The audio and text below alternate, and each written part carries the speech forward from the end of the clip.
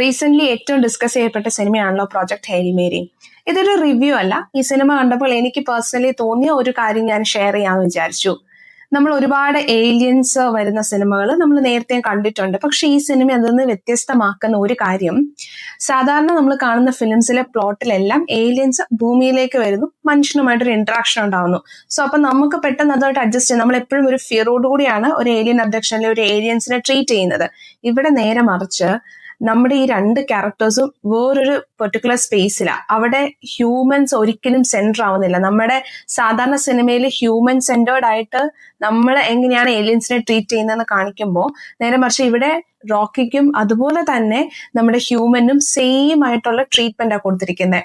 So അത് ഭയങ്കര different ആയിട്ടുള്ള പെർസ്പെക്റ്റീവ് ആയിട്ട് എനിക്ക് ഫീൽ ചെയ്തത്. അതുകൊണ്ട് തന്നെ ഒരാളുടെ ക്യാരക്ടർ മുഴച്ചു നിൽക്കുകയും മറ്റൊരാൾ സബോർഡിനേറ്റ് ആവുകയും ചെയ്യുന്നില്ല.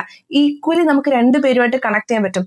പേഴ്സണലി പറഞ്ഞാൽ എനിക്ക് കുറച്ചും കൂടെ കണക്ട് ചെയ്യാൻ പറ്റിയത് റോക്കിയുമായിട്ട് തന്നെയാണ്. ഒന്ന് ഓർത്ത് വയ്ക്കുക, നമ്മൾ എപ്പോഴും ഹ്യൂമൻസിനെ ഇവാലുവേറ്റ് ചെയ്യുന്നത് അവരുടെ ഫേഷ്യൽ എക്സ്പ്രഷൻസും അവരുടെ അപ്പിയറൻസസും അല്ലെങ്കിൽ ലാംഗ്വേജും ഇതൊക്കെയാണല്ലോ നമ്മളെ ഫസ്റ്റ് മറ്റൊരാളുമായിട്ട് കണക്ട് ചെയ്യുന്നത്. ഇതൊന്നും തന്നെ റോക്കിക്കില്ല. പക്ഷെ എന്നിട്ടും സിനിമ തുടങ്ങി കുറച്ചു നേരം കഴിയുമ്പോഴത്തേക്കും നമുക്ക് റോക്കിയായിട്ട് ഭയങ്കര പേഴ്സണൽ ആയിട്ട് അറ്റാച്ച്മെന്റ് വരും. അപ്പൊ ഞാൻ ആലോചിക്കും, എന്ത് ബ്രില്യന്റ് ആയിട്ടാണ് ഈ ഒരു ക്യാരക്ടറിനെ ഇതിന്റെ ക്രിയേറ്റർ മേക്ക് ചെയ്തിരിക്കുന്നത്. സോ നിങ്ങൾ ഇനിയും ഈ സിനിമ കണ്ടിട്ടില്ല എന്നുണ്ടെങ്കിൽ ആമസോൺ പ്രൈമിൽ ഇപ്പോൾ ഇത് അവൈലബിൾ ആണ്. Go check out.